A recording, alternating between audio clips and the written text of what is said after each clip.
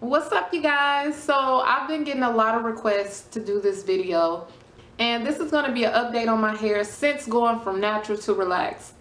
So it's been exactly 2 months since I relaxed my natural hair, and I think it's enough time for me to come on here and let you guys know what's the tea.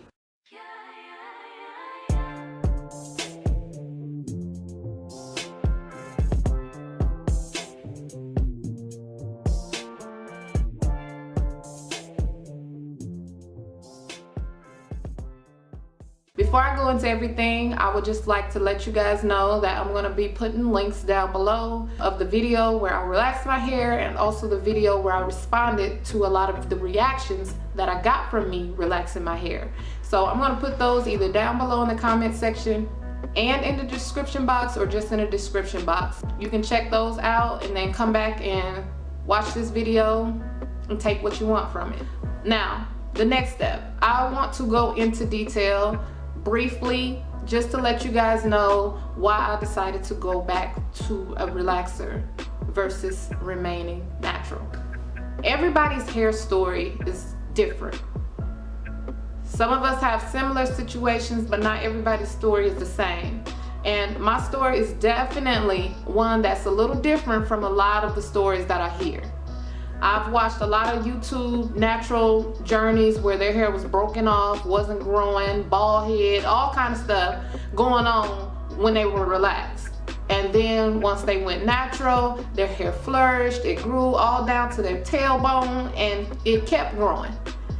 That wasn't my story. I was not one who was bald head. I was not one who wanted to get in touch with my black side or none of that extra stuff. I literally had healthy, thick, relaxed hair. Ever since I was little, I've always had a head full of hair. And a few years before deciding to go natural, my hair was down my back. My hair was very full. It was very healthy. Me hearing about natural hair and all that, it was like, I'd never heard of anybody just like having natural hair. I mean, when I think about like a lot of the shows where they would have that one sister who had the natural hair, the kinky hair, the twisties or locks or something like that, it was always sparingly.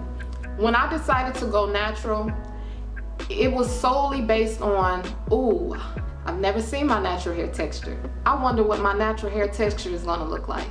Maybe if my hair is already long, my hair is already thick and full, it's gonna make it twice that much, you know? And I was just so excited about it because I was imagining being on some Marge Simpson type stuff. So Marge, not Marge, but the sisters, the twins, that's how I imagined my hair would be. Like, it didn't turn out like that. For one, my natural hair texture is the most unique. I'm not gonna talk bad about it because I love every part of me, but it is one of the most unique textures I've ever seen in my life. Like, my hair texture, I have spirals around the sides, spirals in the back bottom, kinks in the middle, and it's straight in the front. And on the video of me relaxing my hair, I've gotten so many comments from other naturals who were in their feelings about me relaxing my hair, and they were saying things like, oh well, we don't need you no way, your hair was ugly, or your natural hair looked damaged anyway. And sad to say, their insults, I don't know why maybe they thought that would stir me to run back to being natural. I don't know what they must have thought, but it really just confirmed why I decided to go relax.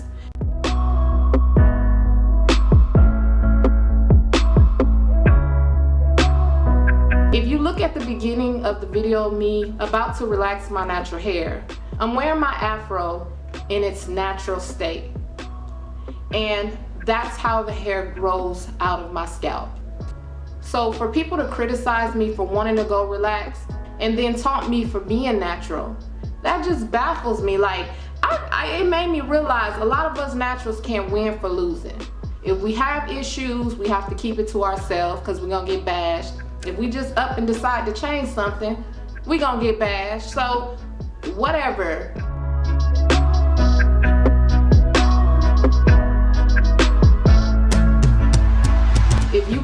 watching me and you having issues with your natural hair, the hair you were born with, yes, I know, sis, it's the hair we were born with, the hair God gave us, but at the end of the day, when you get tired of wearing your kinks, you get box braids, you get weaves, you cut it off, you dye it, you do whatever you want to it, and you can revert back, you can do what you want to it. I decided to relax my hair. It was not a choice among many. I chose this particular thing, not this or that or that or this. This was my choice. If I want to go back natural tomorrow, if I want to cut my hair, y'all, my new growth is banging. I'm gonna just let y'all know that now. If I decide to go natural tomorrow and just cut it all off, that's my prerogative. But I will say that, you know, since going relaxed, I love the fact that I could just throw it in a ponytail and keep it moving.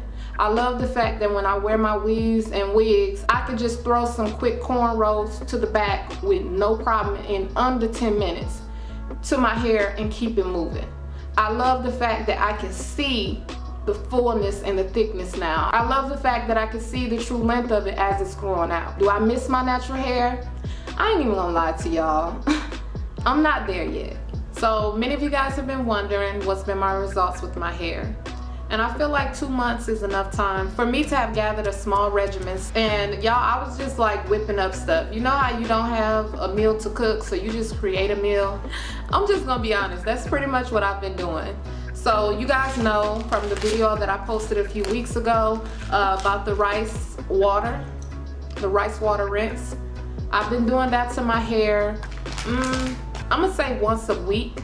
I was doing it twice a week, but I kind of slacked up to once a week. Basically what you do is you pour some rice in a bowl full of water and you just let it sit. You let it sit for about 24 hours, and once it starts foaming up at the top and getting funky, that's when you know it's I talked to my mama the other day and she was like, Tiffany, I did the rice water. Anybody who knows my mom in real life, y'all know she talk like this, so I'm not being funny.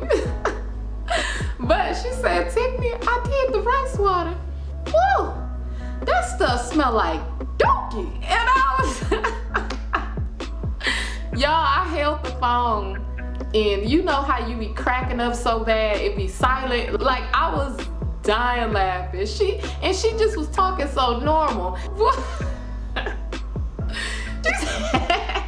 You guys do the rice water challenge just to let you know in advance that stuff stank. And it's like, no lie, you don't even want it touching you. You don't want it to drip down your face.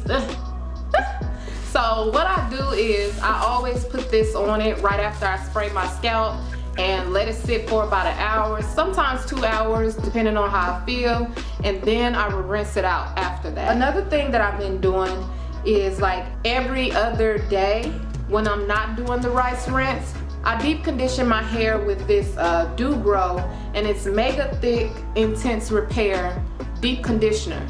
I use that to deep condition my hair, and I also use these oils. One of them is the Wild Growth Hair Oil. I just started using this maybe last week, so this is something new for me. I don't know how it's working yet, but I've been using this, and this is just different oils that I put together. Olive oil, jojoba oil, coconut oil. It's a lot of stuff up in here, y'all. And I use this on my scalp so it can help stimulate the blood flow and promote growth. I usually oil my scalp every day, sometimes once a day, sometimes in the morning, and then again at night. And also, I've been taking gelatin peels. You can take something simple as hair, skin, and nail peels. It doesn't have to be gelatin, but I really like gelatin peels, so that's what I've been taking lately. You can also take biotin if you don't have any of those. And I got these from Walmart. I always keep my hair in either braids to the back or sometimes a ponytail to the back. I'll braid my ends up and tuck them into a ball. I've only straightened my hair twice. And the first time was right after I got my relaxer, and then the second time was maybe about 3 weeks ago. Since relaxing my hair, when I first relaxed my hair, I did not cut my ends. Like, I had some very uneven, scraggly ends, and I didn't cut it. So about maybe 3 weeks ago, I let my niece trim my ends off. I don't know if you guys can see my birthmark, but I always measure my hair by my birthmark. And before cutting my hair was a little bit below my birthmark. I'm gonna say about right here. And when I cut it, it was a little bit above my birthmark. So we cut off a few inches, but I'm gonna tell y'all, once it was cut off, it was such a relief. Do not be afraid to let go of those straggly ends, because it will benefit you so much more cutting it off. I was hurt to see the length go, but it felt so much fuller. As you guys can see, this is a braid out.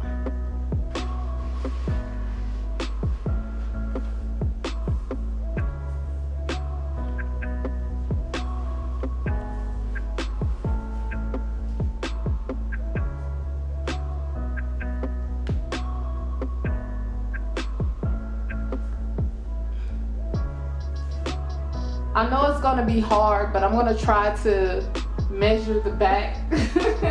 I know I can't, but I'll try.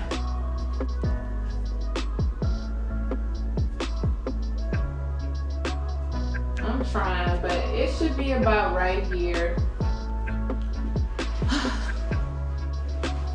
Alright, you guys, I will talk to you in the next video.